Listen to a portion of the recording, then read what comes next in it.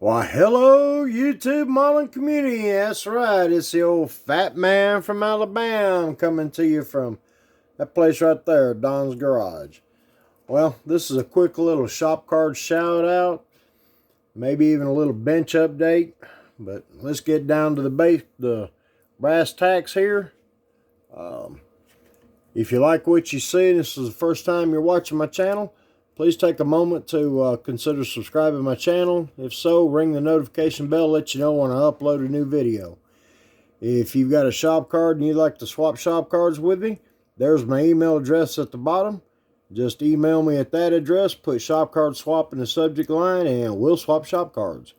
So, let's get through this. Well, what do you know? There's another one. Let's get this out of the way. First up, we've got Manny's Scale Modeling Podcast and Video Podcasts.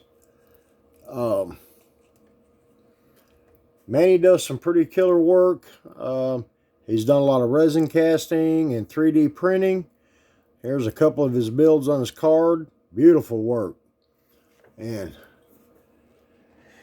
if you haven't subscribed to his channel, please go over and take a look. Let him know the fat man from Alabama sent you over there. Then next we've got J Hart Model Works. This guy is a crazy, insane builder. Beautiful work. Definitely go check him out. You won't be disappointed in what you see. If you haven't subscribed to his channel, please take the time to do so. Let him know the fat man from Alabama sent you over there. That's J Hart Model Works. Justin, thank you for the kind words on the back. Meant a lot to me.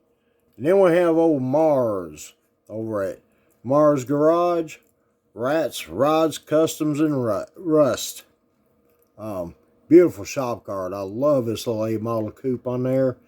It's just got that flavor. Spot on. Mars, I appreciate the kind words on the back. Thank you very much.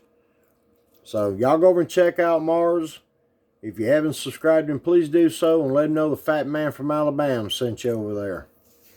So that's it for the shop cards. Let's get this little stand out the way. As you can see, there's the little taco trike in the works. Let's make a little adjustment. Just hang on for a minute, fellas. All right, there it is. We've readjusted the camera. Got the trike all in primer.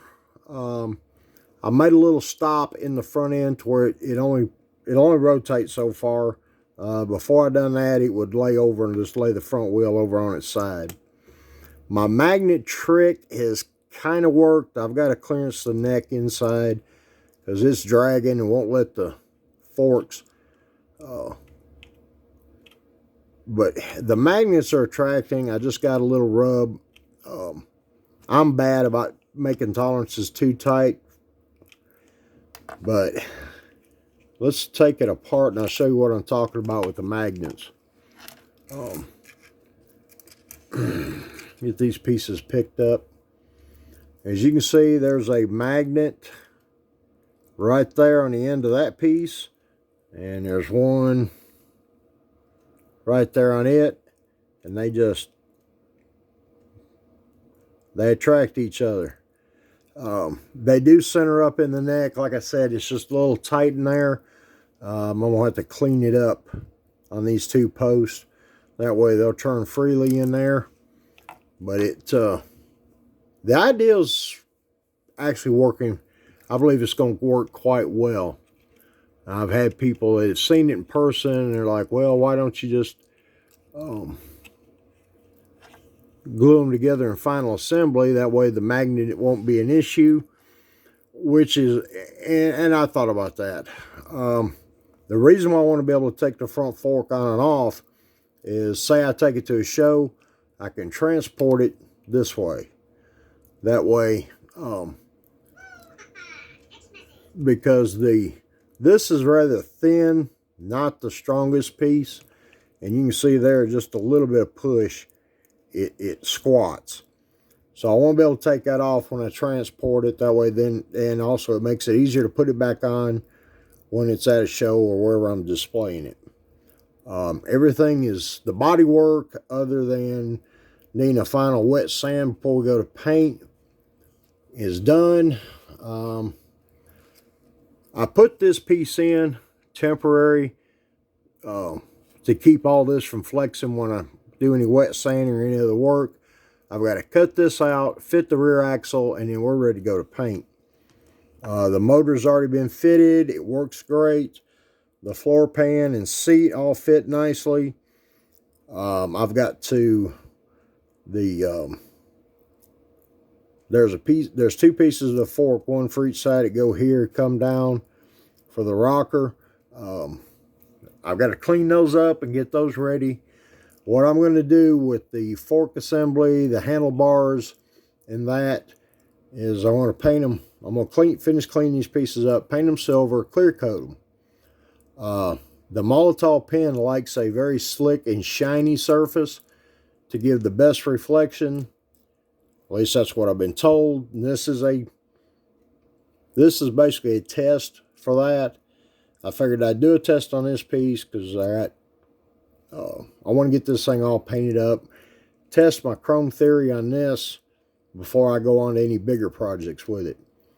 The body color is going to be a flip-flop blue-red. And some kit decals that go right here. It says Tricadelic in the 60s psychedelic bubbly looking lettering. That and a couple other things. Seriously considering keeping the flamed sidewalls on the tires. Go with that. This is 100% box stock build with just a little bit of fabricating, scratch building skills added to it just to get everything to look a little better. This is not meant to be a showpiece. None of mine are. I just want to build the best shelf queen that I can. This makes them look better with sitting on the shelf. I can look at that and go, I did that. And I did more than just take it out of the box and clip the parts off the tree and glued them together. I want it to sit and look attractive. We can take it out of the case if need be, and I won't be embarrassed for people to look at it closely. And at the short term, this is me practicing different little techniques, and in the process get a finished model to put on the shelf. And that's my end goal is I've got 2 bookcases I'd love to fill up with model cars this year and have to add new shelves out here in the shop for more built-ups. My collection is entirely more. I mean, there's more than 2 lifetimes worth to build here. My main goal with it is to knock as big a dent in it as I can, have some cool stuff sitting on my shelf, and I can walk by and go, I did that. So, there's a lot of other things going on here on the bench. Yeah, we got time. Let's show this piece. Let's shove the trike off to the side. As some of you have seen on some Facebook posts, I've got my Chevelle. Obviously, it's painted, and I've been wet sanding and polishing, and it's far from perfect, but it looks a lot better than it did. It's also showed me why I don't like sanding and polish and all that. This is a pain in the butt. But I got the stripes blended in the best I could. I still like this side. This side of the car I've not compound. It's wet sanded with 2,000 grit, then 3,000, and now it's time to go at it with the compounds. I like this side and the hood to be done, but as you can see, the old car shines pretty decent. Definitely going to be an extremely nice shelf queen. Yeah, as I said, the hood's not. I've not compounded the hood. I've still got to do that. What I do after the 3,000 grit, I wash it, and then I start cutting it with this, which is just a 3M rubbing compound. There's the part number if you're interested in it. I use that. Once that's done, it's washed, and then I go at it with the ultra fine. There's another ultrafine I'm looking at probably getting. This is for more of a using a machine on it. And I'm still a little gun shy about putting anything power tool related to the paint on one of these little cars. There's the part number if you're interested. This stuff, I know these containers are a little expensive, but that's just the initial cost, and I've got more than I need. So that's another purchase I won't have to make probably ever. After that, it's washed, and then I go to town on it with this good old-fashioned Meguiar's Scratch X 2.0. I love this stuff. This stuff makes me look like I can paint sometimes. Again, a tube of this particular container is probably 6-7 years old. There's still another year's worth at least in it, and I think I give less than $10 for this. I know it's a little more expensive now, but I've even used this stuff on glass, even though they say not to.